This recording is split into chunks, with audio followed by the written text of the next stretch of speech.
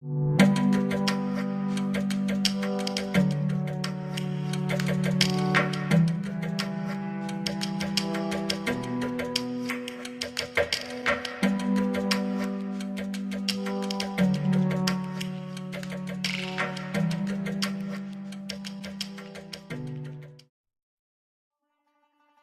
of the experiences that had the most significant impact on me, and to this day, was going to Japan to study grade 5. So that was when I was 10 years old and I went to stay with my aunt and uncle. When I first got there, I didn't speak a word of Japanese, so it was very challenging. I felt lost, I felt lonely.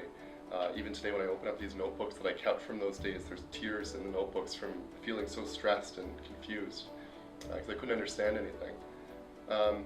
A turning point for me though was that I discovered the school had no recycling program, and I talked to a few of my friends and kind of got the point across that I wanted to start this. And we built these little recycling boxes for our classroom, and other classrooms started to see this and get involved. And so very quickly our teachers started to also help me with this. We had a whole recycling club that formed in the school.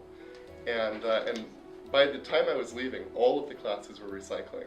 The principal did an incredible thing for me on my very last day there. He called the whole school down to an assembly, and he called me up to the front, and he said, "We want to wish you farewell and best of luck heading back to Canada." And then he handed me an award, and he said, "This is our school's first environmental award, and I want to give it to you for starting the recycling program here." And really it wasn't me, it was actually a group effort, and it was something that a lot of the people in the school had taken leadership on. But they were really celebrating the second piece, which is when the principal gave me a Japanese doll called a Daruma-san. And it's a doll that when you push it to the side, it bounces back again, so it stands itself back up.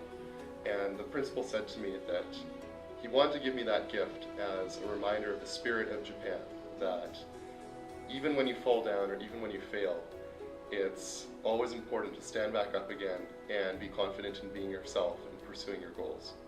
And when I think back to that year in Japan, that was the quintessence of what the experience was. It was one of near failure. When I first got there, my parents almost called me home because I was causing some trouble in the school and I was really struggling with learning the language at first. And I stuck with it, and with all the support of the people who were there, made it through that year and was then able to actually build something like a recycling program that lasted and that could stay there. And so that's always been a reassuring experience to me, and it's one of many things that I learned in Japan, but I think it's the thing that sticks with me the most strongly.